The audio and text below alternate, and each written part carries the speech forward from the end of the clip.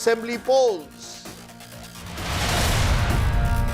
A day after External Affairs Minister S. Jaishankar taunted Rahul Gandhi over China, the Congress hits back, calls Jaishankar India's most failed foreign minister. After 3 failed attempts, Aam Aadmi Party finally wins the Delhi Mayor Dangal. Shelley Oberoi is the new civic body chief. Arvind Kejriwal says goons have lost, people of Delhi have won. But trouble mounts for the Delhi Deputy Chief Minister Manish Sisodia. Centre gives nod to prosecute him in a Delhi Snoopgate case. AAP calls it a fake case. BJP workers who protested against the killing of an army man by a DMK councillor are booked. Tamil Nadu BJP Chief Annamalai questions law and order under Stalin. India sees unusual rise in temperatures in the north. Hill states and coastal regions. Met Department sounds an early heatwave alert. India and China hold diplomatic talks on the LAC row in Beijing, discuss proposals for disengagement in the remaining areas to restore peace and tranquility. And days after Biden's show of unity with Ukraine, Russian President Vladimir Putin hails new frontiers with China. Beijing calls the bilateral Sino-Russian ties solid as a rock.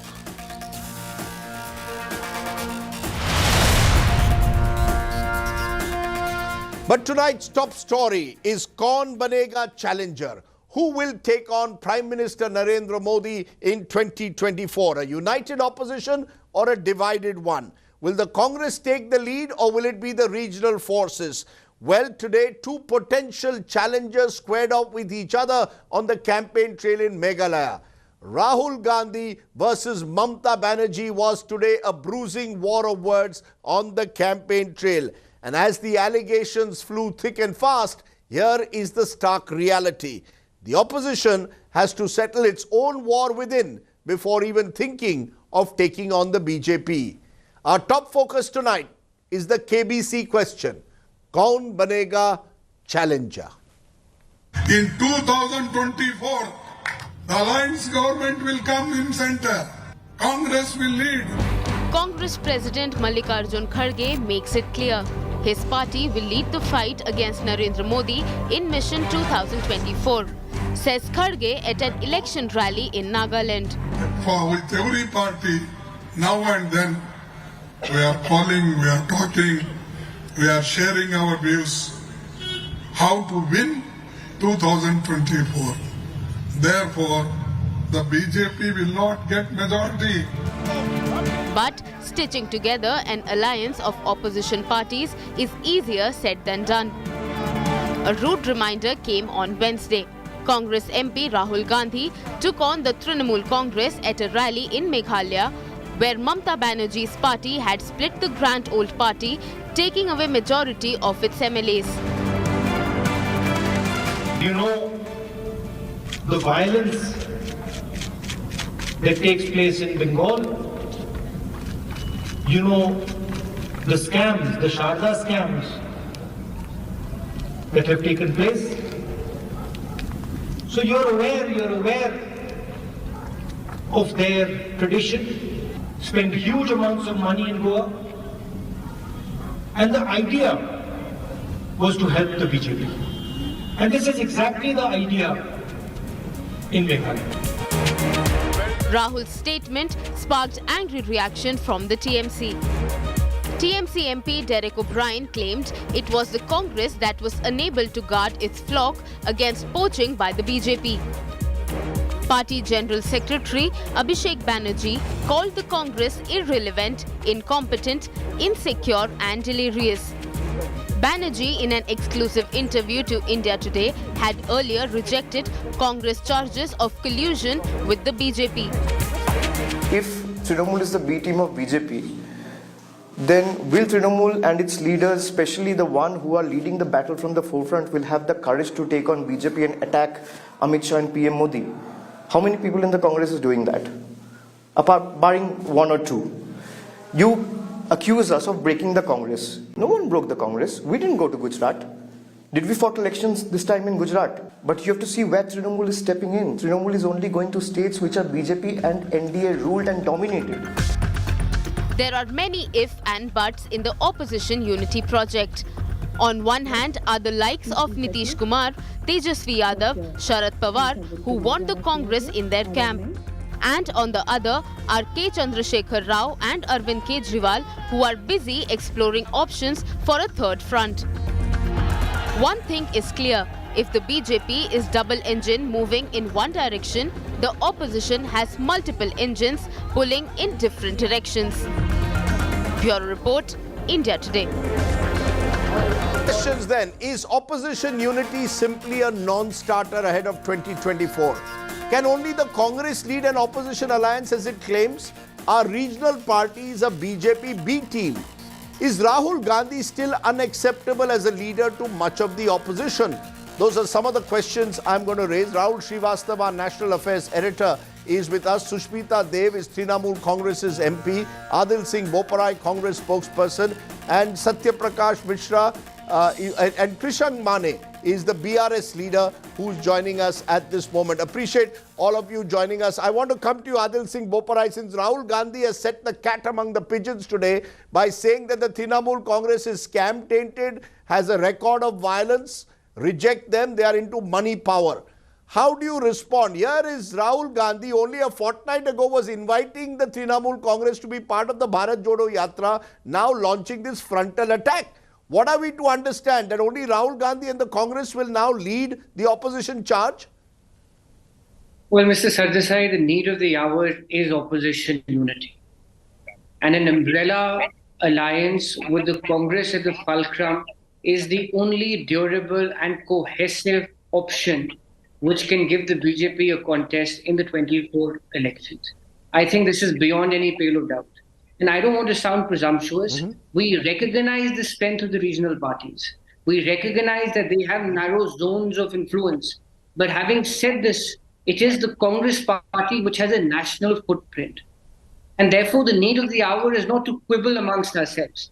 The need of the hour is to come together and recognize that there is a danger, there is a pernicious danger to this country's constitutional and syncretic ethos from the BJP juggernaut. No, those are all fine words, Mr. Boparai. No, Mr. Boparai, those are all fine words. How do you square them up with what Rahul Gandhi just said today in Meghalaya, where he has called the Trinamool Congress a corrupt party, a party which is involved in violence? How do you square that? You can't have it both ways, right? Mr.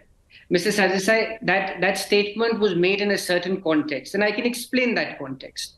What the BJP wants is that the BJP wants multi-cornered contests in state elections, which by default helps the ruling party, which is the Bharatiya Janata Party. I'll give you a classic example. And please, for a moment, forget my political affiliation and test this as somebody who's followed politics for 4 decades. Let's take the case of Goa. Goa is a small state. Goa has essentially been a two-party contest. But the moment you get multi-parties or you get more than 2 or 3 parties, the advantage is for the BJP. So therefore, the context in which Mr. Gandhi says is that the BJP is trying to divide opposition vote. I think that is the substratum of Mr. Gandhi's statement. And having said this, as far as the 24 elections are concerned, I think it is critical. It is critical because if we want India to remain in sync with the ideology of our founding fathers, then the opposition parties and like-minded parties must come together. Okay, you made your point. Now Sushmita Dev responds. Sushmita Dev, the charge which is being made both by Adil Singh Boparai and in a way by other Congress leaders is that you are acting as a B team of the BJP by dividing the anti-BJP vote. You're fighting the Congress in Meghalaya. You fought them earlier in Tripura where you were in charge. You fought them in Goa. So why should the Congress really trust you? You want to build in a way at the expense of the Congress to benefit the BJP. You see, Rajdeep, I think that's the same question you asked Abhishek Banerjee a few days back in Meghalaya. And I would like to repeat what he said. It is very simple. In a democracy, every party has the right to participate in an electoral process. And for a senior Congress leader and former Congress President Rahul Gandhi ji to bring up the Sharda scam and to say that they're fighting, with so much of money in Goa, I think that is flies in the face of a leader who's walked from Kashmir to Kanyakumari fighting for democracy. One. But it's not two, the untruth, is it? Rahul Gandhi says he speaks the truth. He's saying this is the truth. You broke the Congress in Meghalaya. You fought them in Goa. You know, Rajdeep, I can give you ample examples of the Congress party in Uttarakhand, Himachal, breaking other parties and bringing them into the Congress. So let's not go down that road. But going by the logic that you're dividing votes, that you can't win, so you're dividing votes, I was looking at some of the vote share in 2019.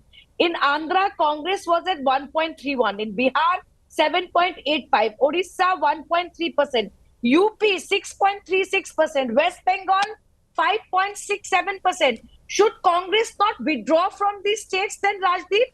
And let Mamata Banerjee fight the BJP in West Bengal without the Congress contesting on 92 seats? So you can't say heads is also mine and tails is also mine. If us going to Meghalaya is helping the BJP, then Congress contesting in Bengal in 92 seats with a vote share of 5.67% is also helping the BJP. So you can't have both sides of the coin. That's what I'm saying. And I'm giving you facts. I'm not criticizing the Congress. All these vote shares are a matter of fact. You are a former Congress. You are a former. I didn't want to bring this up, but you are a former Congresswoman till not too long ago. So you're also, in a way, caught in these battles that are taking place. That, there seem to be these, each one now is looking how he or she can, in a way, build their own nest, whether it's a political party or an individual. I just want to, for a moment, get in Mr. Mane of the Bharatiya Rashtriya Samiti, or the Telangana Rashtriya Samiti, now renamed. Which way are you, Mr. Mane? KCR seems to be also plowing his own furrow. He's now decided that he's going to do his own number. He's tying up with Arvind Kejriwal. Hopefully, he believes in a national alliance. I mean, every opposition party now wants to do their own deals. Well, because Rajdeep, we are seeing that Indian politics is just not about BJP or Congress alone, and it's just not about Modi ji or Mr. Gandhi. Because you see two instances. The same language which he's done with TMC today, he's done earlier with Telangana also, calling the parties here, which are the ruling governments, as Team B of BJP. He's done the same in Karnataka when he has campaigned extensively, called Devegowda and Kumaraswamy as Team B. But when Congress fell in short of numbers, they went back to the same Janata Dal Secular, apologized, and then formed the government. Same campaign in Maharashtra against the Shiv Sena, called them a Team B of BJP. And what happened? Then when Congress wanted to be in power, they formed Mahavikas Aghadi. So who is falling short of credibility? It's the Congress party. They call these states who are fighting for the state's interests, who are strong there, who have numbers, who are forming governments. But when Congress needs them, they come out and say, we are sorry, you're not Team B. But, so but you're when saying, they want you're saying that the Congress, you're saying that the Congress has to get off its high horse. You're saying the Congress has to get off its high horse. But the fact is that you are in a battle with the Congress, Mr. Mane. Absolutely, because Congress, now Kharge ji has prophesized. But more than prophecy, Rajdeep, what Indian politics needs is the performances. Rather than jumping the gun, being haste, the target Congress has now is Karnataka. In coming months, they have the Madhya Pradesh, Chhattisgarh, Rajasthan. Perform, get good numbers. What is your strength today in Uttar Pradesh? Where are you in Bihar? You're not ruling in Punjab anymore. You're not ruling in Kerala. You're not ruling in Telangana. So, but you want everyone to be behind you, and you want to be leading the alliance. This because Congress has a attitude of feeling that they only have the patent right. It's just the other side of I'm playing a graphic. You made an interesting point. You made an interesting point. I'm just playing a graphic of the mood of the nation, which shows that the Congress's performance as opposition was rated outstanding in our mood of the nation of India today in January only by 19%. Poor was 25%, average was 19%, very poor was 12%. Add all of them up, more than 56 to 60% thought it was either average poor or very poor. Rahul Srivastav, given those numbers And when I look also at another graphic, best suited to lead opposition, Arvind Kejriwal, Mamata Banerjee, as per this poll that included BJP voters, were ahead of Rahul Gandhi. What does that suggest? Is the Congress still the fulcrum of any potential opposition alliance? Or do you believe, as we are seeing in states like Meghalaya, other parties are now encroaching upon Congress's turf and saying, we also want to take on the BJP? If you see, most of the elements in this debate are something which we could have discussed a week ago or more than that. I think what is new is the two statements coming from the Congress party. One, Mallikarjun Kharge, and the second, Jairam Ramesh, saying that the Congress is aware of its role as unifier in the opposition. I think that has taken a long time coming, Rajdeep. In 2019, ahead of in UP, Rahul Gandhi had said that the Congress will be batting on the front foot. Since then, I have not seen the Congress trying to lay claim to the position of eminence in the play of opposition in this country. And I think that's the reason why we see that there is a sense of churn. Now, the idea till now was that the Congress was not believing in itself, that its position of eminence, it was losing ground, and it was seeking opposition unity. In that, a lot of opposition parties realized there was an opportunity to lay claim to the Congress's space to challenge the BJP. Now, why should it not be synonymous that Congress should always give up ground to make opposition come together? So the Congress is being feisty. I think it is right in doing that. Perhaps that's what happens if you do something positive like more than 3,500 kilometers of a march. But I think that's where lies the challenge from here on. Opposition unity is a very, very fragile entity, Rajdeep, in India. There are states where the Congress has allies like DMK and others in Tamil Nadu, Bihar, you have RJD. Those are the states where the Congress can bring people together. Rest will depend on how well Congress does in 2023, Rajdeep. If it wins states and does well, I think the opposition will realize that the Congress is critical as a fulcrum. Otherwise, you'll have a very divided opposition, and Congress, I think, astray as far as the battle is concerned.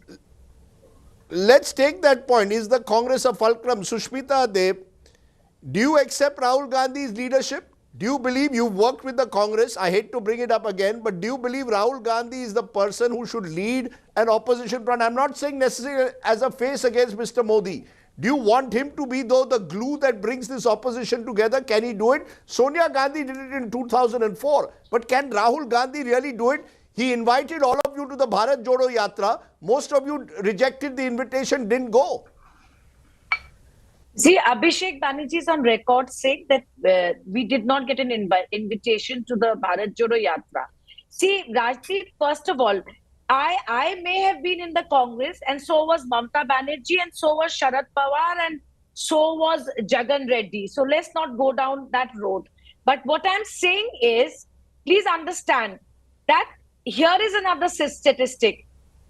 Congress party, despite the fact that it is in a direct contest with the BJP in many states, has lost 40 out of 45 assembly elections.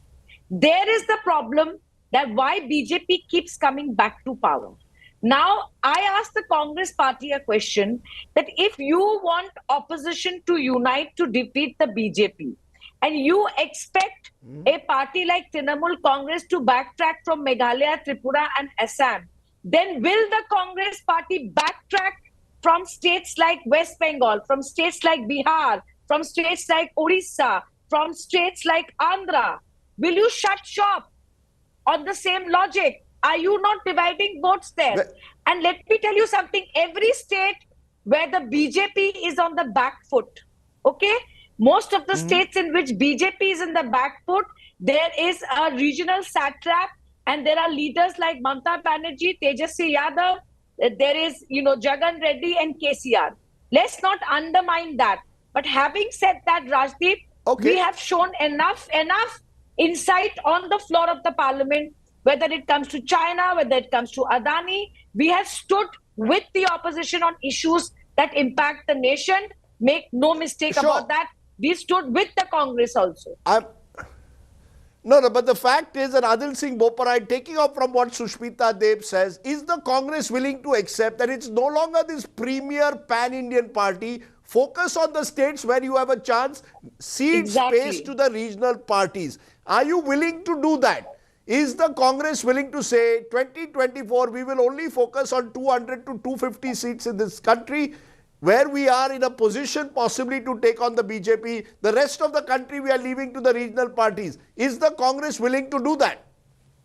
Mr. Sardesai, if wishes were horses, all of us would ride. And when I say this, I am not undermining the importance of any regional party. Every regional party has played a critical role, and they do exercise a sphere of influence. But a regional party which is in power in one state or two states cannot practically aspire to defeat the Bharatiya Janata Party and be the fulcrum of any anti-BJP alliance. Having said this, let us not lose sight of the fact that when the Congress president says that we need an opposition alliance, obviously that means give and take. In any alliance, there is mutual accommodation. So obviously, when like-minded parties sit on the table, all such permutations and combinations will be discussed. But let us not get ahead of ourselves. One political party which is on a very rickety wicket, even in their home state, starts aspiring to be the helm of any anti-opposition alliance, is just wishing something which is not going to come true. There is no point in I am asking you. There is no point. No, I am asking you a simple. No, Mr. Adil Singh Boparai. No, Mr. Adil Singh Boparai, I am asking you again. Is the Congress very clear that it is willing to accommodate regional parties pre-election, or do you want to settle everything post-election?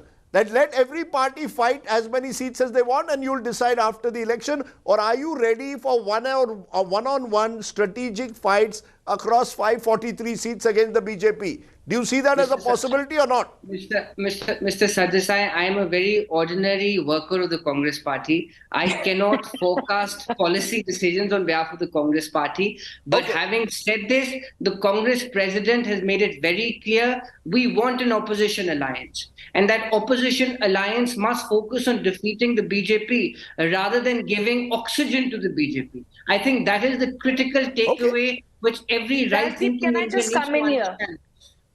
Yeah, very quickly, Sushmita, respond. You know, you're talking about giving oxygen to the BJP. First of all, look at the picture on my background. That is Mamata's meeting in Meghalaya. That's the number of people. Congress should move it. 2, what is giving oxygen to people? When 11 MLAs who take a pledge in a church not to leave the Congress in Goa and then leave the Congress and go away, that is giving oxygen to BJP. That is what needs to stop. That is a danger to democracy. Rajdeep, you were in Goa. People didn't vote for the TMC. Yes. People voted for the Congress to fight the BJP. And look what happened. That is a bigger danger to democracy than a Trinamool Congress going and fighting an election democratically. No, Mr. Sardesai, that's a very nice. That's one way. No, 1 minute. That's one way. That's one way of looking at it. Sir, that's one way of looking at it. The fact is, all of you actually, the problem is a number of these parties have no ideology. You can go anywhere depending on which way the wind is blowing. And Mr. Mane, that is true of your party also in Telangana. You were at one stage cozying up to the BJP. The moment you realize the BJP is growing in Telangana, you've got a different stand. You do not have anything going for you except for power. The only thing that attracts you is power and family Raj. Well, absolutely not, Rajdeep, because if you see the previous polls, the results matter.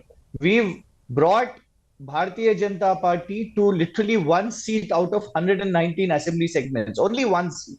And in almost 100 seats, they've lost deposit. How can you call us team B of BJP when we've miserably defeated the BJP? The point is, we worked with the government of India expecting that Telangana would get benefits. But in 10 budgets of the BJP, Telangana got 0. And you see, who is your enemy number one, BJP or Congress? Mr. Mane, Mr. Mane, who is your enemy number one? When you are going national, who is your enemy number one? BJP or Congress? The current government of India. The current government of India, which has failed our Telangana, our state, it has failed the entire nation. So they are the opponents. KCR is talking on Adani every day. So you're saying we are directly charging even you're saying you're talking on Adani every day, you're taking on the Modi government. As I said, that's a shift in stand. But Rahul Srivastav concluding, is this a strategic shift that every party is positioning themselves ahead of 2024 depending on local or national concerns? The fact though is a statistic which glares at people. 2019, the BJP defeated the Congress in direct fights 175 out of 186 seats, suggesting that for the BJP, the Congress is their preferred enemy. Do you go along with that? Do you believe that actually the BJP would best like the Congress to lead any opposition alliance? Yes, Rajdeep, the BJP will love to have a national narrative involving the Congress, a Rahul Gandhi versus Modi kind of battle, because that's easy to manage. But Rajdeep, the problem is that the opposition unity is trapped between the idea of expansion of regional parties and the idea of revival of the Congress party. And between that, if you recall, before 2019, in a discussion, I was saying that the Congress eventually has to decide what's the top priority, to defeat Modi or to make Rahul Gandhi or somebody from the Congress the Prime Minister of the country. That's where lies the catch. As Sushmita is rightly saying, we have a concept of winnability of members of parliament and MLAs. So you choose the best candidate.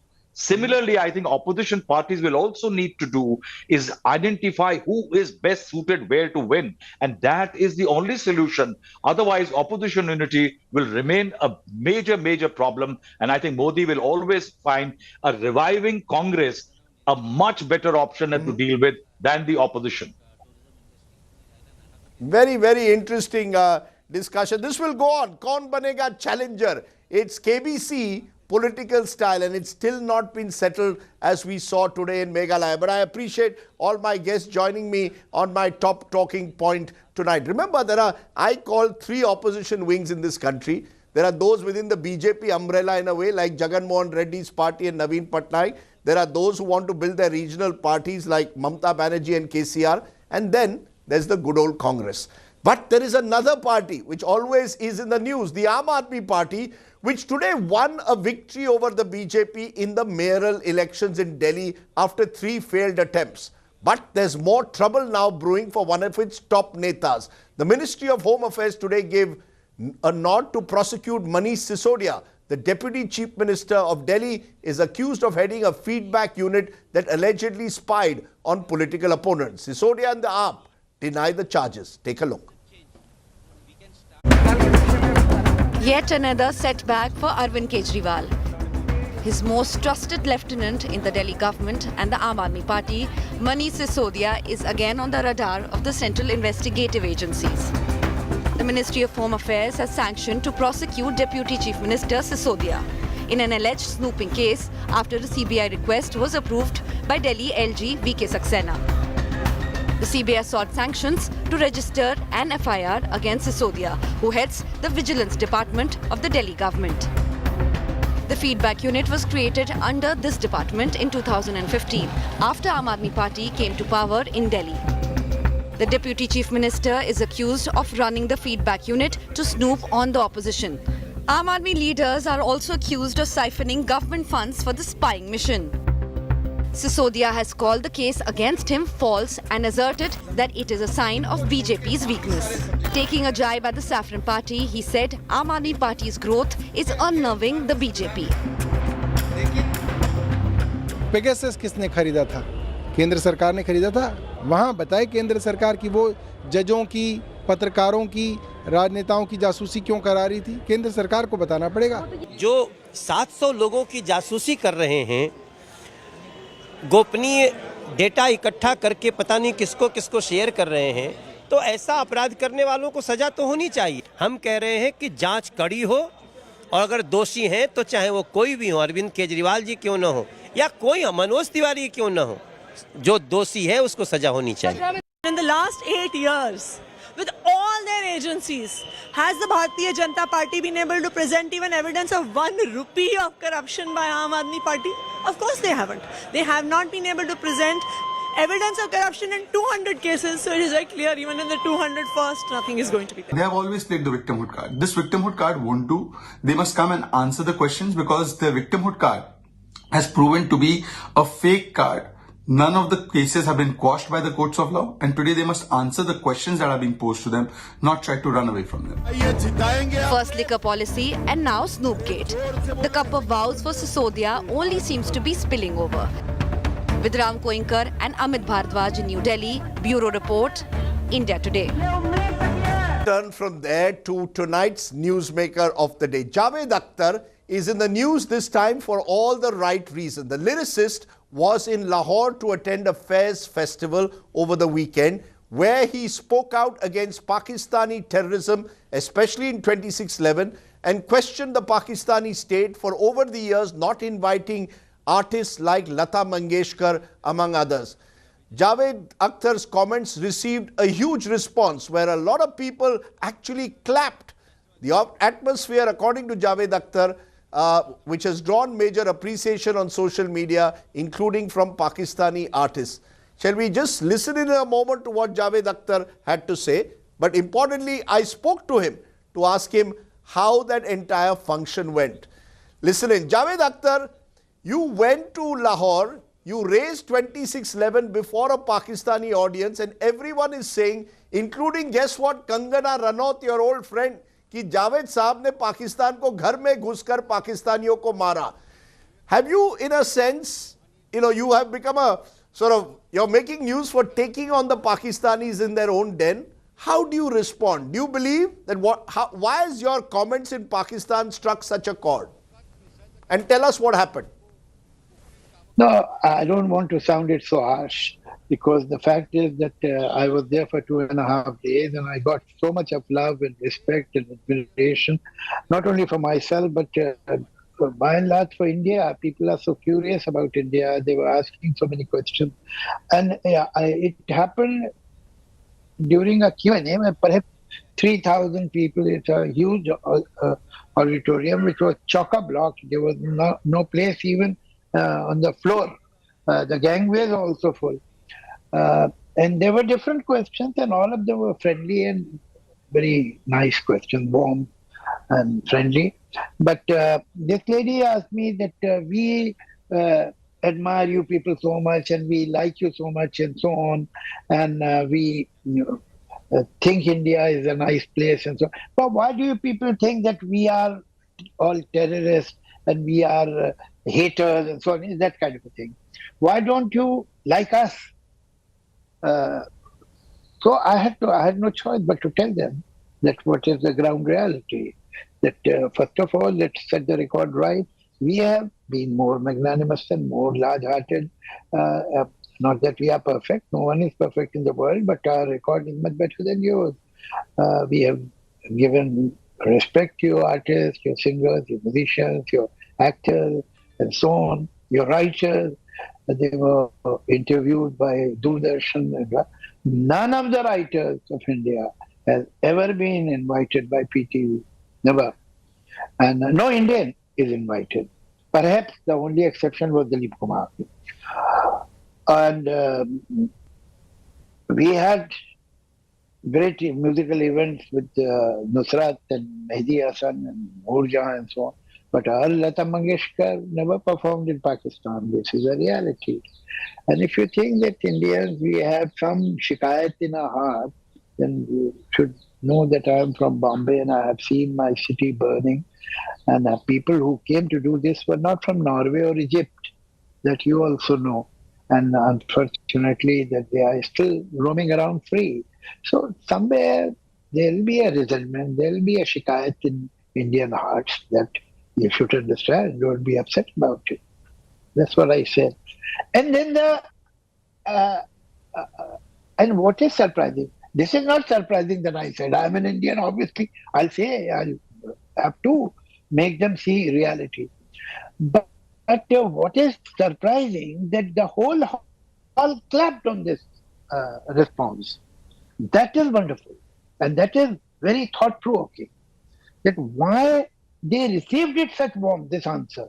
And you could see that the feeling is that I'm right. And I'm telling the truth. You're telling me, Javed Akhtar, a Pakistani audience in Lahore clapped for you when you told them 2611 terrorists are roaming free in your country. What does that suggest? Does that suggest to you that the average citizen of Pakistan also wants to get rid of terrorism, whether it's directed against India or Pakistan? Is that how you see it? Obviously, I mean, this tells me something, and this is something that all of us should remember. That will make us wiser, and perhaps we'll be able to maneuver the situation better. That this country, Pakistan, is not a monolith. There are bigots, there are people who are in power, there is an army. Maybe they have their own agenda, but there are millions and millions of people, common people, who want to have good relations with India, and it's totally understandable. Totally understandable. They have a country next door where there is huge corporatization, there is great industrialization, there are a lot of education. Women are empowered, they are free to a great extent. Maybe not in every nook and corner, but at least in bigger cities, there is much more freedom and freedom of expression. There are regular elections, and there is democracy, and so on and so forth. And we have great film industry, which is glamorous for the whole of the world. We have great film music, which is heard all over the world, globe, including countries like Chile and Argentina. So ये तो हमारे next door neighbor हैं और हमारी ज़बान share करते हैं हमसे. तो obviously उनकी curiosity है, उनका जो desire to see India, come to India, meet Indians is totally understandable. Totally understandable. उनका तो कोई hidden agenda हो नहीं सकता. Hidden agenda आर्मी का हो सकता है. Hidden agenda जो bigots हैं वहाँ के जो right wing है उसका हो सकता है, because उनकी वैलिडिटी तभी तक है जब तक हिंदुस्तान से दुश्मनी है. आर्मी का वैल्यू तभी तक है when there are hostile relations. If you become very friendly with India, then what the bigot was saying was wrong. This hate Hindu and hate Hindustan will fall on its face. So उनको तो यही चाहिए कि ये hostility रहे. But I don't think this is the desire of the common man. You know, it's very interesting the way you're putting it, that this is a country which has bigots and it has citizens who want to embrace India. But the flip side, Javed Saab, is that many of the people who are there at these fairs, festival, who may have clapped on your statement, but these people are powerless. The power is with the army and the state that sent these terrorists across the border into Kashmir, into Mumbai. And really, these claps therefore can't do anything. How do you separate the people and their affection from the state which has the hatred towards India?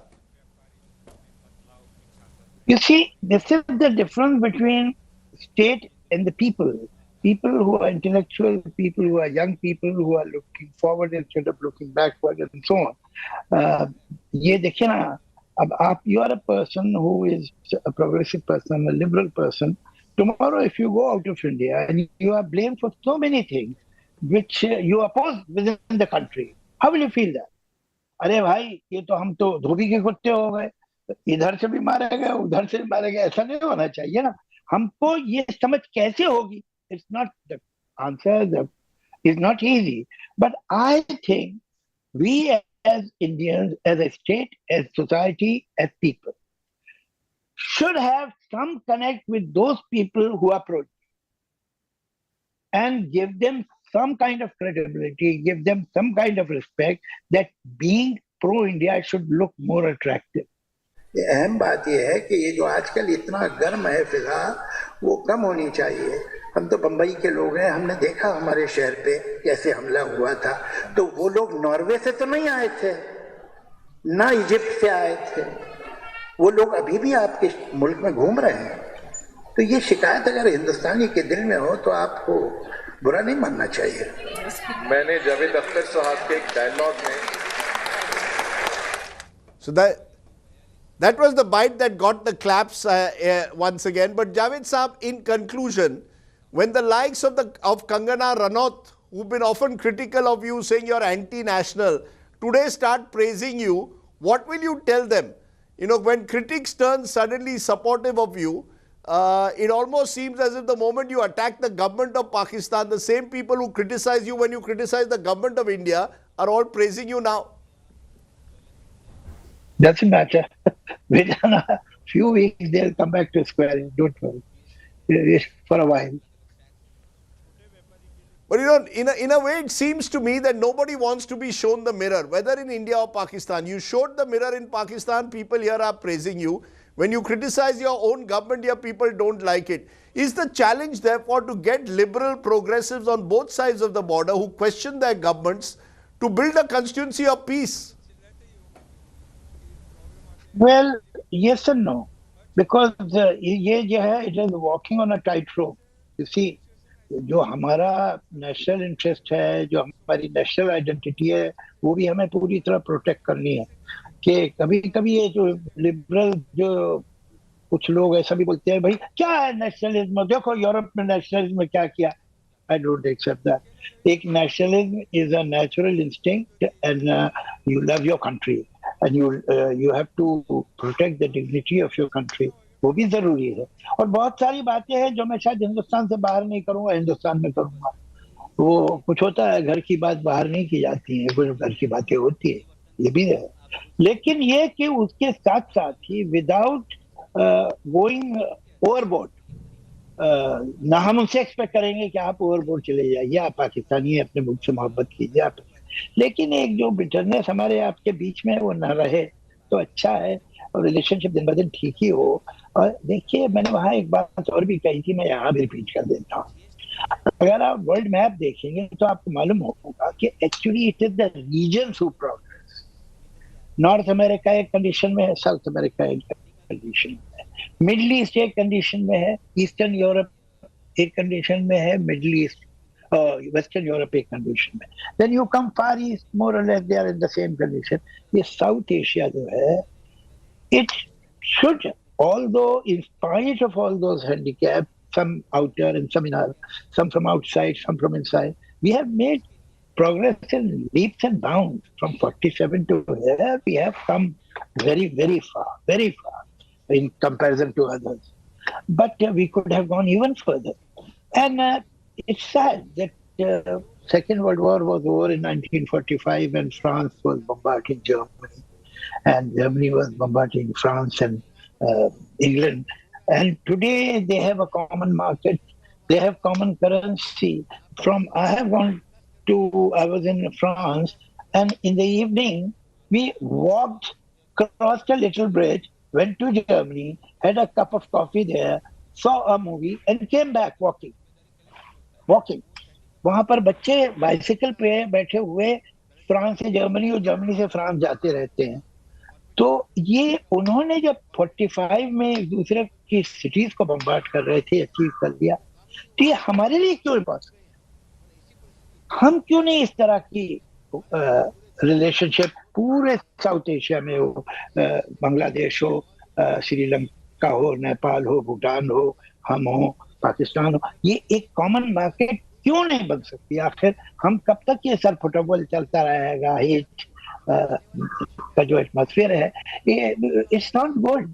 ये कोई फायदे की बात नहीं. We become, if we get together somehow all this country, we will become a huge market, and we'll become a huge, very expressive voice in the international. But you know, Javed Saab, people will say in conclusion that you're being a romantic when you talk of a common market or boundaries in a way being dissolved, particularly when it comes to the India-Pak relationship. Are you being a romantic? एक poet है आप तो, you are a great poet. Therefore, the poet in you is being romantic when you hope that people will come together. I'm telling you, my friend, it has happened. Do you remember Germany? Do you remember Second World War? These were the countries, they were destroying each other. They were bombarding each other. They were massacring each other. One day, ruthlessly, and today they are friendly. तो हम तो ये दावा करते हैं south Asia claim करता है कि हम ज्यादा सिविलाइज्ड हैं, हमारी सिविलाइजेशन, हमारा वैल्यू सिस्टम सुपीरियर है, तो ये हमारे यहाँ ये लोग क्यों नहीं कर सकते? But no, the difference, if I may say so, I know you're an atheist, but we are divided by religion.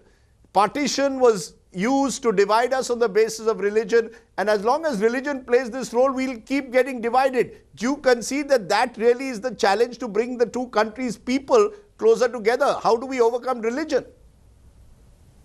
पता नहीं, मुझे तो ये प्रॉब्लम नहीं है रिलीजन का, तो मुझे इसके बारे में पता नहीं। मैं एक बात जानता हूँ कि अगर रिलीजन एक करता होता लोगों को, तो इतना जो पॉपुलेशन का बाइफर्केशन है पाकिस्तान में वो नहीं होता।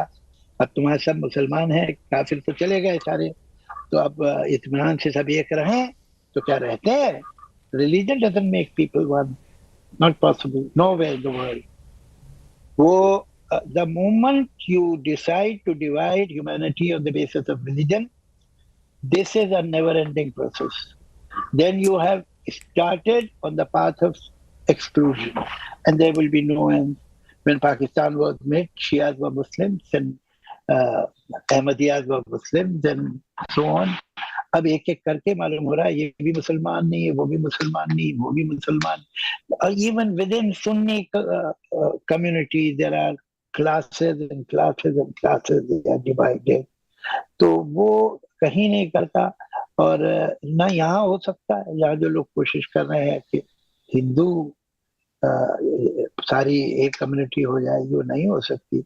अलग अलग लोग होते हैं, उनके अलग अलग इंटरेस्ट होते हैं, अलग अलग उनके प्रेफरेंसेस, रीजनल कल्चर होते हैं, सो ऑन। तो ये एक जगह करके उन्होंने देखा है, वहाँ नहीं हुआ तो यहाँ कैसे हो जाएगा?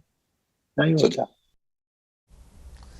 Let me ask you one final question, Javed Saab. Final question. What have you brought back from Pakistan? When I go, I brought back jutis. I'm sure you've got plenty of love, of course, from the people of Pakistan, the affection of those people who are clapping for you. What else have you brought? There are some gifts some books I have brought. The writers, the poets have given their books to me, and that is what I have brought. Some perhaps 20-25 books. That's all. I'm glad you brought back books, but at the end of the day, I guess it's the love of the people from across the border, and of course that you have in this country, who actually want you to speak fearlessly. I think that should keep you going. It's good to know that there are people across the border who want people to speak out against terrorism, even terrorism directed against India. So I think that's the important, in a way, takeaway from your meeting there at the Fairs Festival.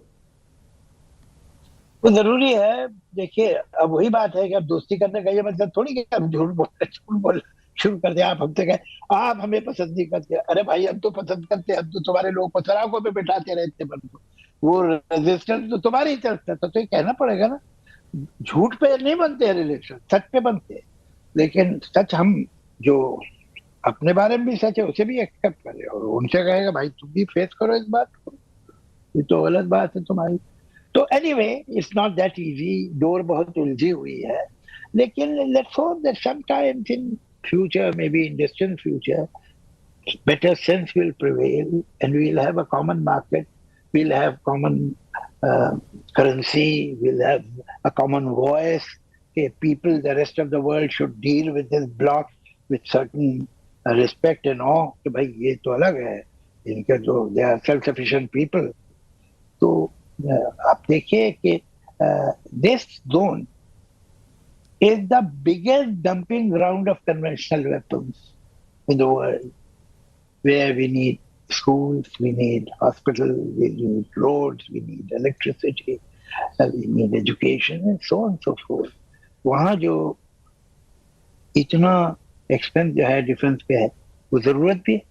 ऐसा तो नहीं है कि बेकार में कोई दिवाली पे बंदूक ऐसे पटाखे की तरह चलाने के लिए खरीदी जाती है, जरूरत है इसलिए लेते हैं। मगर it's sad that we need so much of arms in a region where there is so much of need of other things. Javed Saab, listening to you today, I guess all I can say is the little shire in me, fir subah hogi. There will be a tomorrow. Maybe there are people on both sides of the border who want to build this constituency of peace. They have to fight the state, the establishment, the terror merchants. Not easy, and it's going to be a long road. But I think the very fact that you went there, spoke the way you did, and got the applause you did suggests that there is a glimmer of hope. Thank you very much, Javed Akhtar, for joining me and making our show tonight. And thank you, viewers, for joining us. This is the show that gives you the stories that you don't get in most other primetime news. That's our aim, to tell you stories above all else, without fear or favor. Thanks for watching. Stay well, stay safe. Jai Hind, Shubhratri, Namaskar.